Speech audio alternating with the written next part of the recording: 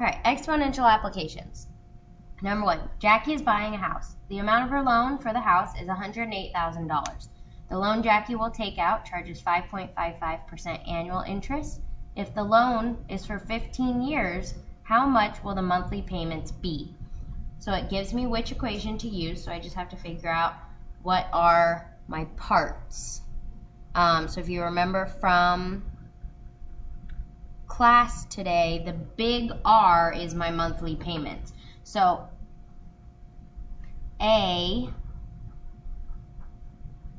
is going to be my loan amount, $108,000. T is going to be the time, 15 years. N is going to be how often, so annual interest means 12. And then R, little r, is going to be my interest rate as a decimal. So I'm going to have to take this decimal place and move it over 2. So it's going to be 0.0555. Then all I'm going to do is I'm going to plug it into the equation that it gives me. So $108,000 equals R, because I don't know it, that's what I'm looking for, times 1 minus 1 plus R, 0.0555, over N is 12 to the power of negative N is 12 times T is 15, and that is all over 0.0555 over N, which is 12. So the easiest way to crunch this is to put this whole right side part into the calculator just as it is. So you make a fraction, you can make a fraction in the numerator, make a fraction in the denominator. So if you plug it into the calculator, you get 108,000 equals R times 121.99. So that yellow boxed area equals 121.99. To get R alone, I need to divide both sides by 121.99, and I get R equals $885.32, which is my monthly payment. Number 2. Maria Gonzalez needs to decide into which bank to deposit her $3,000 savings. Bank 1 offers her 4.7% interest compounded daily, but she had to keep her money in the bank for at least 4 years. Frost Bank offers 4.8% interest compounded quarterly with the same conditions, but she has to keep her money in the bank for at least 4 years. Which bank should she go with? So it tells me to use this equation twice because I need to find out which bank is going to make her more money through interest. So I need to find out the interest she'll make on Bank 1 and the interest she'll make on Frost Bank, and then pick which one's better. So let's do Bank 1 first. At Bank 1, the amount of money she's going to invest is my P sub 0, $3,000. Her rate as a decimal, so move it over 2, is 0.047. N is how often it's compounded, 365, because it's daily. Daily, there's 365 days in a year. And T is the time, 4 years. So I'm going to plug that into my equation here. I'm looking for A. So A equals 3,000 times 1 plus 0.047 over 365 raised to the power of 365 times 4. So I'm going to put this bit in the calculator first. So A equals 3,000 times, the yellow box comes out to 1.207.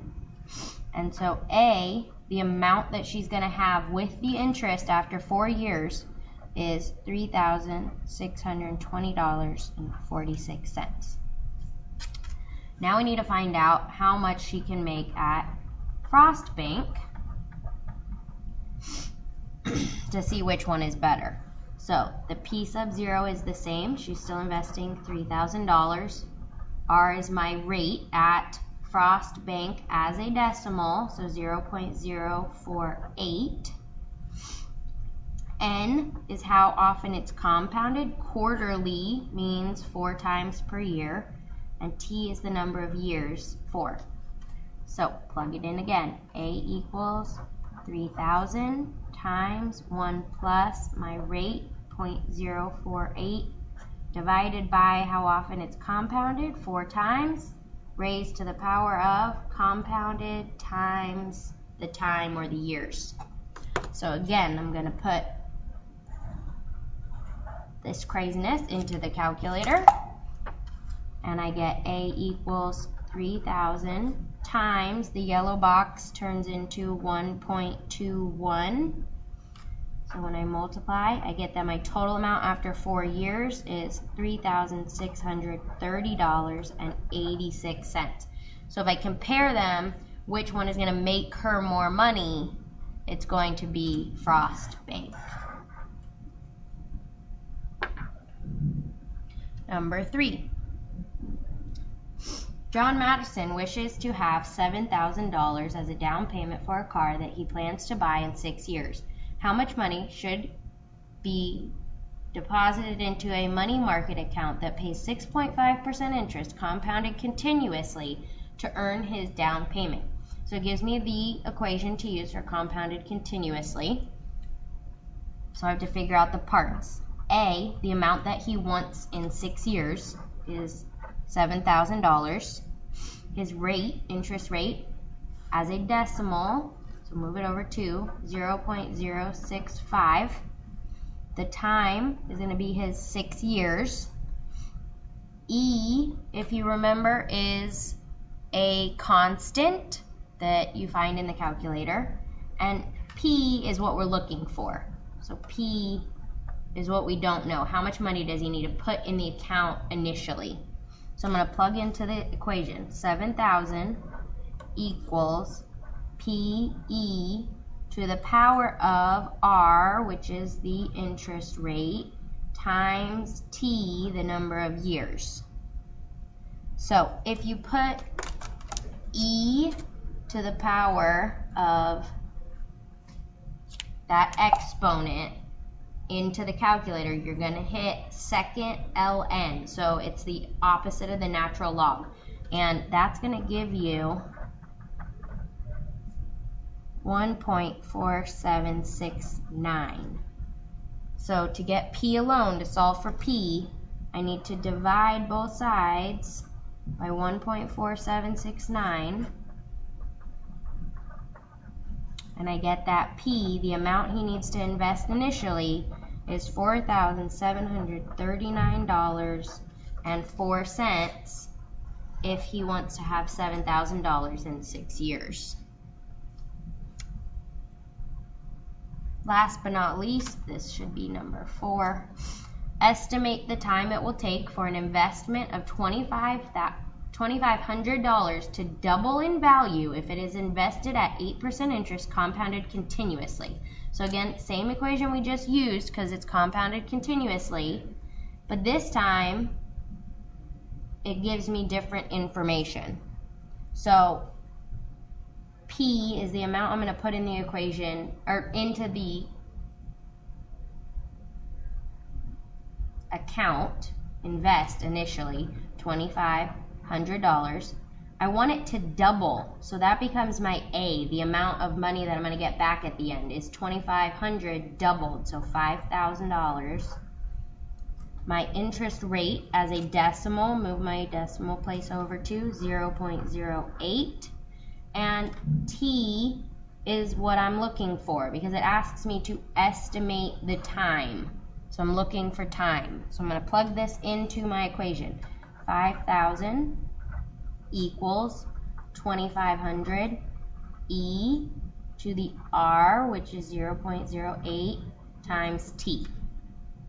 So I'm working to get t alone here, okay? I have to get t alone.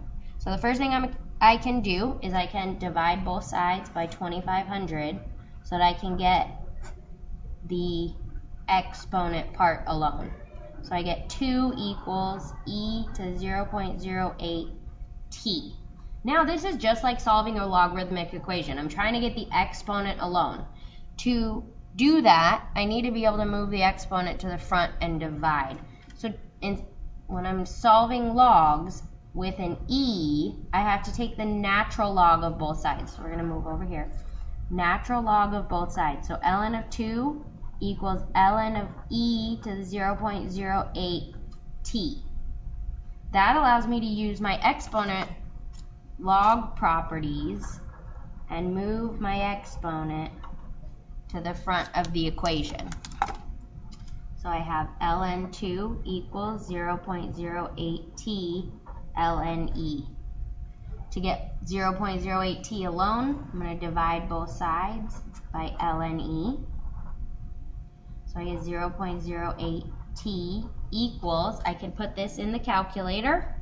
Remember, to get the e, I do second divide, and that is going to come out to 0.693. So to get t alone, divide by 0.08, and we get that t equals 8.66 years.